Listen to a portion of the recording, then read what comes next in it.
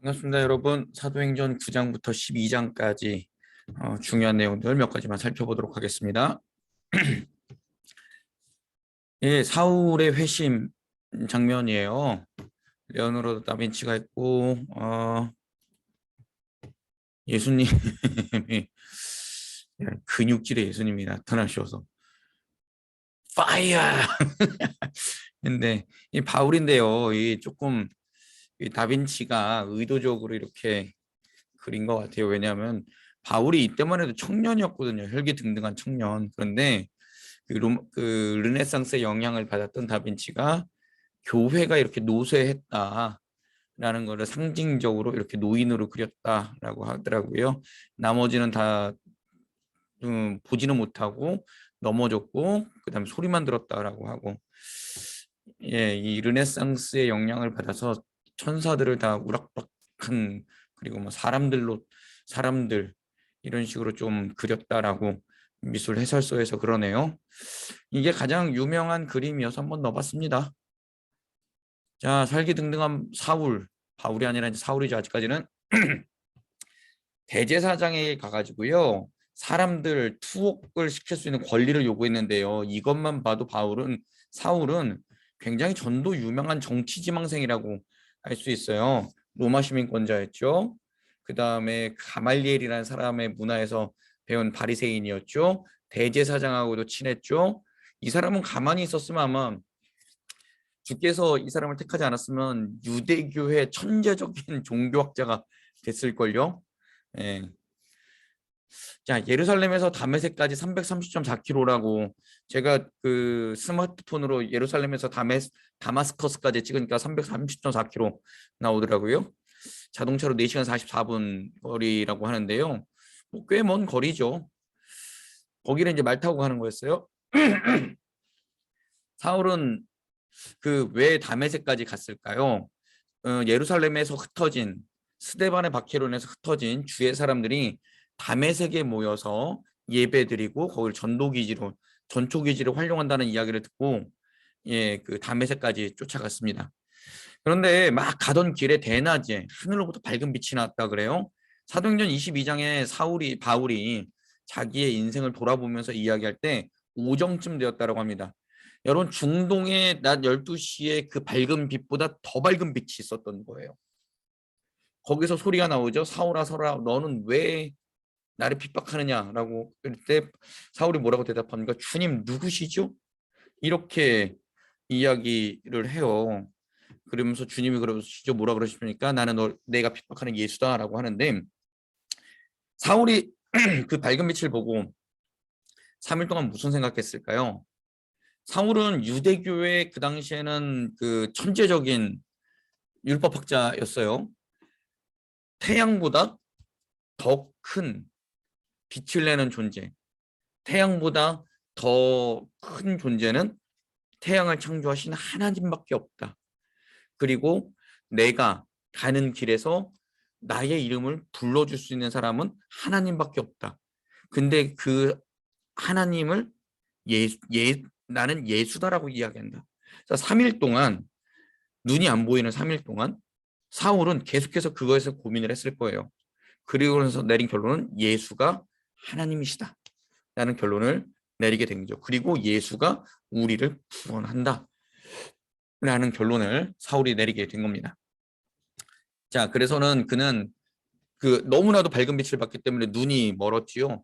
그래서는 그 너무 밝은 빛을 받기 때문에 이 눈병이 있었다라는 얘기가 있어요. 그 고질병원 이 눈병이라는 소리도 있었고요. 그 다음에 설교하다 갑자기 거품 물고 쓰러지는 간질이라는 소리도 있었어요. 어쨌든 간에 뭐 굉장히 밝은 빛을 받다라는 건 본인의 이야기고 성경에 기록된 걸로 봐서는, 예, 사실인 것 같아요.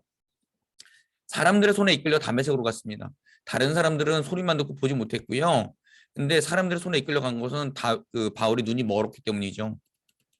눈이 안 보였습니다. 사울은 눈이 멀고 사람들에 끌려서 다메섹으로 가서 3일 동안 금식하면서 기도했지요. 주님, 이게 도대체 무슨 일입니까?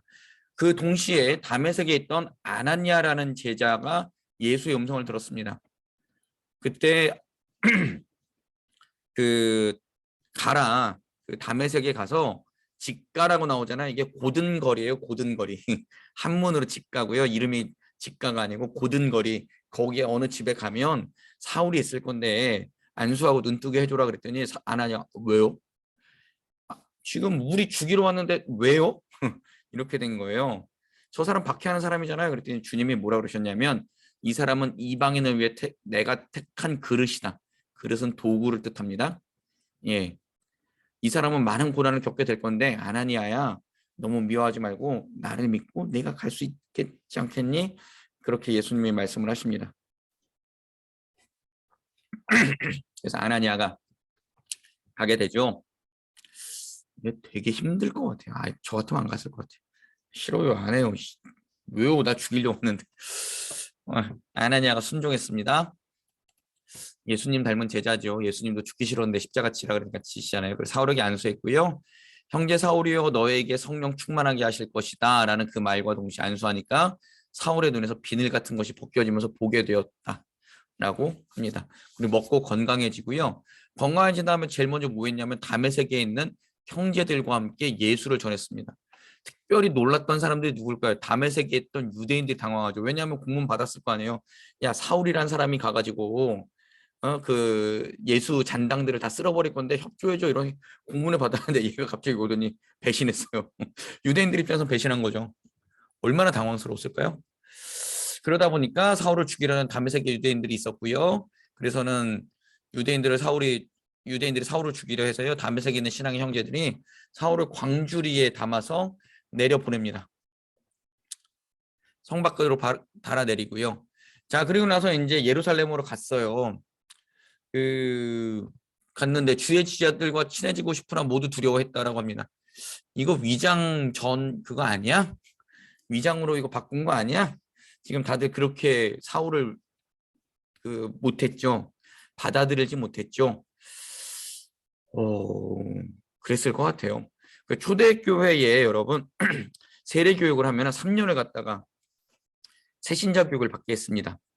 성찬할 때 다 내보냈어요. 왜 내보냈느냐 하면요. 3년 동안 이 사람을 봐야만 이 사람이 진짜 신자인지 아닌지 이 사람이 우리를 배신할지 안 할지를 안다라는 거예요. 그러니까 이때 왜냐하면 로마의 박해가 너무 심했고 카타콤이라든가 그런 게 다 드러날 수 있기 때문에 절대로 그 3년 동안은 성찬에 참여 못하고 세례 주지 않았다고 합니다. 많은 사람들이 나가는 것도 봤고요. 그 다음에 정말 예수를 구주로 고백하는가라는 수많은 여러 가지 그런 것들을 본 후에 세례를 주고 그다음에 성찬 예식에 시켰다 그러죠. 그런 거와 마찬가지로 그 예수를 믿는 제자들이 굉장히 사울을 두려워했어요. 이 사람이 또 우리를 일망타진하러 온 것이 아닌가라는 그런 것들 때문이죠. 근데 바나바가 보증을 썼습니다. 바나바 어디서 나왔었죠? 사도행전 4장에 제자들 발 앞에 땅 판 돈 다 갖다 준 사람이 누구였죠? 바나바였습니다. 바나바가 보증을 썼어요. 사울의 공동체에 받아들이게 됩니다. 그리고 예루살렘에서 담대히 증거하다 보니까 또 누가 열받아요? 유대인들 그리고 제사장들 열받죠. 왜냐하면 제사장한테 공문 받아갔는데 배신했으니까. 그래서는 그 믿는 형제들이요 다소로 보냅니다. 다소는 사울의 고향입니다. 근데 여러분 다소로 돌아갔을 때 그 부모와 그 가족들은 어떻게 생각을 했을까요? 공부를 하려고 서울을 보냈는데요. 갑자기 그 전도 유명한 뭐 예를 이렇게 들어봅시다. 서울대 법대를 보냈어요. 근데 거기서 갑자기 어떤 일이 있었는지 모르지만 내려왔어요. 낙향했어요. 얘는 뭐 사법고시 이제 로스쿨을 가가지고 크게 될 사람이야라고 온갖 사람들이 다 기대를 했는데 그런 게 없이 그냥 내려왔어요. 말도 안 해요. 10년 동안 집거했다 그래요. 온 동네 사람들이 도대체 무슨 생각을 했을까요? 사울은 또 그 사울의 부모님은요. 사울은 또 어떤 생각을 했을까요? 예, 참 힘든 시간을 보냈을 거예요. 그러면서 이제 계속 내면화를 했겠죠. 내가 예수를 왜 믿어야 되는가? 예수는 도대체 나에게 어떤 존재인가? 이런 것들을 계속 생각을 했겠죠. 예. 자, 그래서는 이제 주님께서 사울을 변화시키고 온 교회가 초대교회가 평안하에 든든히 서갔고요. 그래서 우리 늘 기도할 때마다 교회가 평안하에 든든히 서가게 하시옵소서라는 게 다 여기서 나온 거고요. 사도행전 9장에서 나온 거고요. 자, 그다음에 주를 경외하고 성령의 위로로 교회가 부흥했습니다. 베드로가 그 사도행전 9장하고 10장에서 나와요. 근데 이제 베드로가 어떤 일을 했는지 한번 좀 살펴보면요. 예루살렘에 있다가 사마리아 가서 전도합니다. 이거는 빌립 집사가 사마리아에서 그 세례를 줄 때 사도들이 가서 기도하니까 그때 성령이 임했다라고 우리 8장에서 같이 했었죠. 그 다음에 이제 예루살렘에서 룻다라는 곳에 가가지고요. 애니아를 일으키죠. 중풍병자 애니아를 일으키고 요빠에 가서 다비다라는 사람을 살려주고요. 그 다음에 요빠에 있다가 가이사랴라는 지방에 가서 고넬료를 만납니다. 이게 이제 베드로가 그 이스라엘 지방에서 전도했던 그 이야기들을 담은 지도예요. 자, 요거에서 이제 보도록 하겠습니다. 9장에서 보니까 루다에 이른 베드로인데요. 애니아라는 중풍병자가 있었습니다. 그때 이제 예수께서 그 베드로가 그리스도께서 너를 낫게 하신다 일어나라 라고 했더니 일어났어요. 그리고 루다와 사론이라는 지방에 사는 사람들이 주께로 돌아왔다 하고요. 요빠라는 도시에 이르렀습니다. 다비다라는 여제자가 죽었어요. 그 이름을 번역하면 도르가라고 하는데요.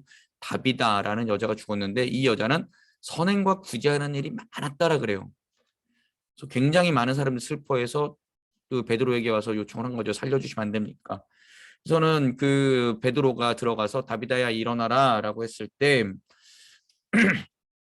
살아났고요. 온 요파 사람들이 예수를 믿게 되었다라고 합니다. 그래서는 베드로는 무두장이 가죽장이 시몬의 집에서 묵게 되는데요. 이게 베드로가 그 예수를 믿지 않았을 때에는 여기 가면 안 돼요. 왜냐하면 이거 율법에 어긋나는 행동이거든요.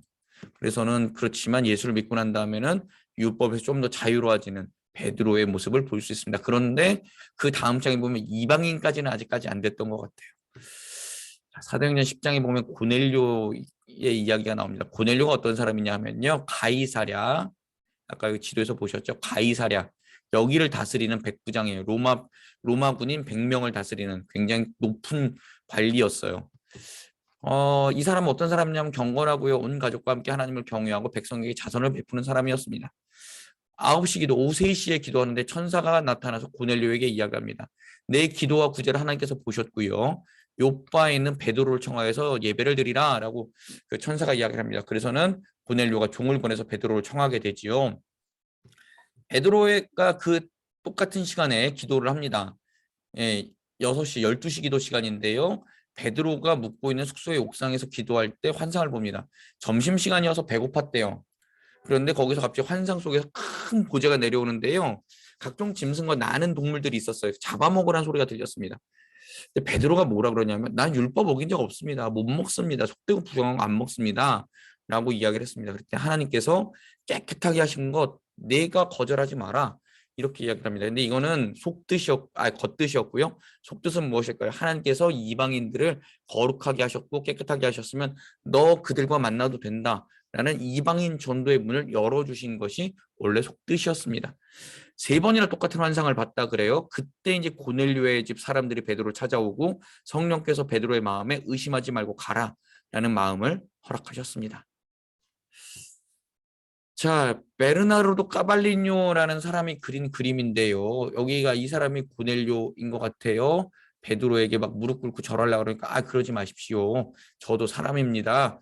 라고 말리는 그 장면이 여기에 기록되어 있습니다. 베드로가 고넬료를 만나러 갔고요. 고넬료가 온 가족과 친구들을 불러놓고 기다렸습니다. 우리도 신방받거나 할 때는 그렇게 하잖아요. 고넬료도 그랬던 것 같아요. 베드로를 보고 무릎을 꿇고 절하려고 했습니다. 무릎을 꿇고 절한다라는 것은 신께 절하는 겁니다. 베드로가 아니 그러지 마십시오. 저도 사람입니다. 라고 이야기를 했죠. 그러나 베드로가 그때 이야기를 합니다. 원래 당신들도 알다시피 이방인과 교제하는 것은 불법, 율법을 어기는 겁니다. 그러나 하나님이 괜찮다고 하셨기 때문에 제가 여기 왔습니다. 라고 이야기를 합니다. 그리고 고넬료가 베드로에게 또 무슨 인사를 하냐 하면 기도할 때 천사가 나타나서 당신을 모시라고 했고요. 주께서 당신을 통해 말씀하시는 것을 듣고 싶습니다. 우리에게 말씀해 주십시오. 라고 마음을 열었습니다. 고넬료가. 그때 베드로가 이야기를 합니다. 하나님을 외모, 사람을 외모로 보지 않는다. 이건 외모는 혈통과 조건이에요. 예. 이방인이라고 해서 하나님이 사랑 안 하시는 것 아니고 유대인이라고 해서만 사랑하시는 것 아니라 하나님께서는 정말 모든 것을 보십니다. 라고 모든 것을 다 포용하십니다라고 베드로가 이야기를 했죠. 하나님을 경외하며 의를 행하는 사람은 다 하나님이 받아주십니다. 라고 이야기했습니다.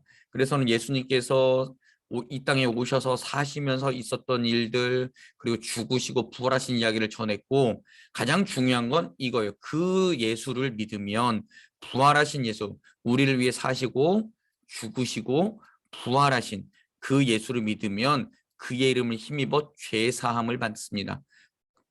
구원을 받습니다. 영생을 허락받습니다. 이 이야기를 한 거예요. 베드로가 말할 때 성령이 임했고 그들도 방언을 했습니다. 그러니까 성령을 받았으니 세례를 베푸는데 무슨 거리낌이 있겠느냐 하고서는 고넬료에게 세례를 베풉니다. 그리고 며칠 더 거기서 유하면서 있었던 일들을 계속해서 예수님의 이야기를 가르쳐 주죠. 예루살렘으로 베드로가 돌아왔어요. 그랬더니 이제 그 할례자들이 베드로를 비난했습니다. 왜? 할례받지 않은 이방인에게. 그러니까 이때만 해도 사람들은 할례받은 유대인들에게만 구원이 있다라고 예수를 믿었지만 그렇게 막 이야기했던 거예요. 그랬더니 베드로가 그간 있었던 일을 다 설명을 했어요.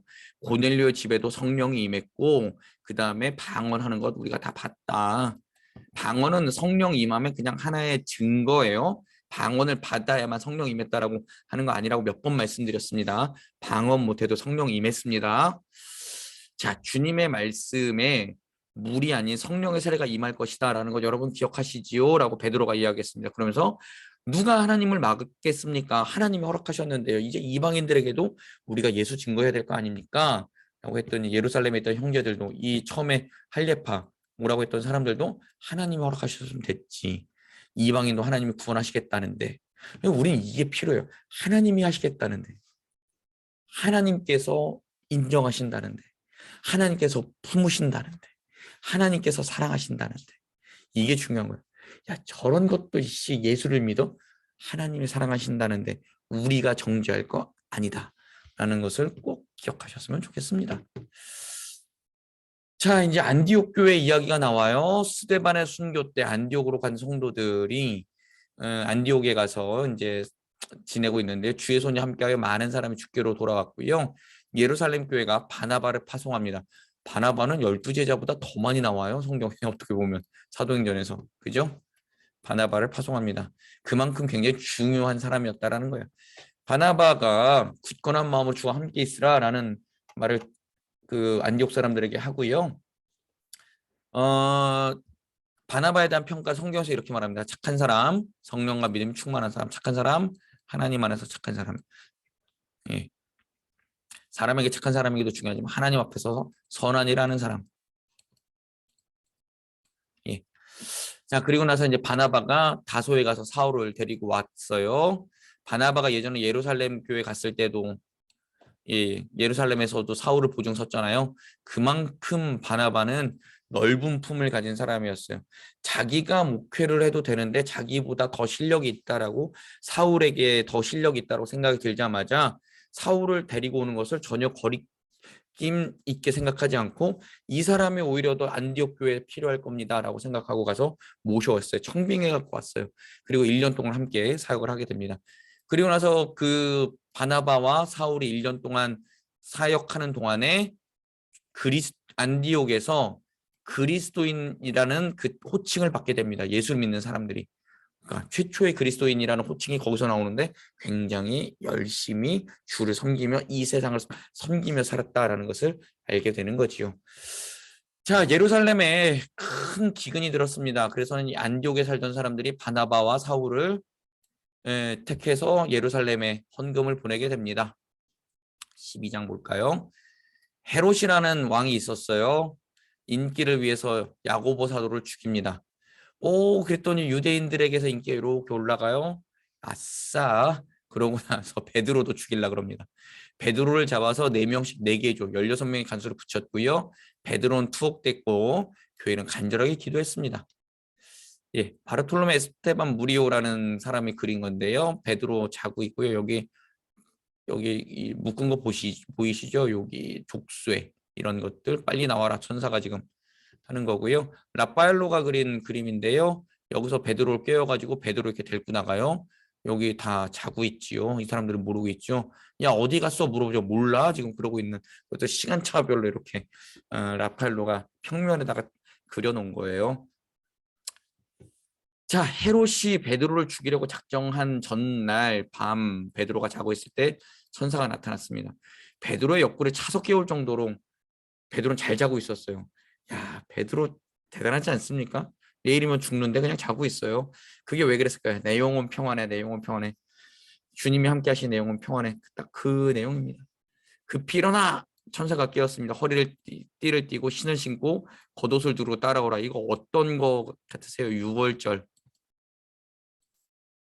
6월절 때 하고 비슷한 양식이죠. 그때 허리를 띠고 신을 신고 겉옷을 두르고 지팡이 들고 있으라. 그때 6월절 출애굽기 보면 6월절을 지킬 때 이렇게 지켜요. 급하게 나가라. 예. 베드로는 환상인가 싶었지만 어쨌든 무사하게 탈출하고요. 마가의 다락방으로 갔어요. 온 성도가 모여서 기도하고 있었고요. 그리고 나서 이제 베드로는 몸을 숨기러 갑니다. 다른 곳으로. 자, 헤롯이요. 베드로를 찾다 못 찾아가지고요. 가이사랴라는 지방으로 갔어요. 가이사랴라는 지방으로 가서 거기서 쉬고 있었는데 가이사랴라는 지방에서 쉬고 있었는데요. 두로와 시돈 갈릴리 지방 거기 있는 사람들을 되게 못마땅하게 했어요. 그래서는 그쪽 있는 사람들이 헤롯의 신하에게 전원을 해서 한번 오십시오. 저희가 잘 대접해 드리겠습니다. 라고 해서 헤롯이 두루하시던 지방을 갔습니다. 그래서는 백성에게 막 연설을 했어요. 야, 니네 그러면 안 돼. 뭐 이렇게 연설을 했겠죠.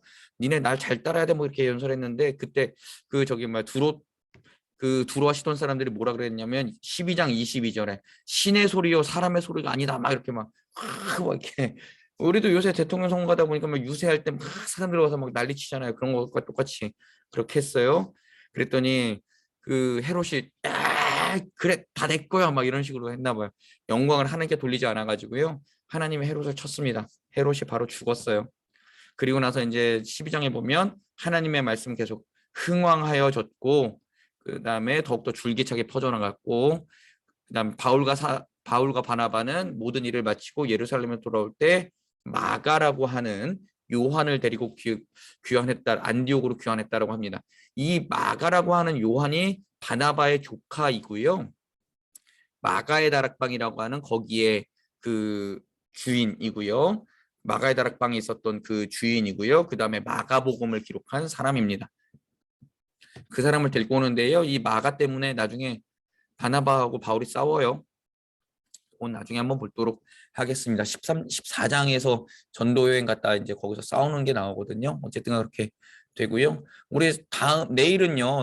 1차 전도 여행과 2차 전도 여행에 어느 정도 그거를 보도록 하겠습니다. 1차 전도 여행은 다 끝나고요. 2차 전도 여행 16장에 예수 그리스도를 믿으라 그리하면 너와 내 집이 구원을 받으리라는 내용까지 우리 한번 좀 살펴볼 건데요. 사도행전은 지도를 잘 보고 이해하면은 여기구나라고 알 수 있으니까요. 지도와 함께 한번 잘 설명해 보도록 하겠습니다. 감사합니다.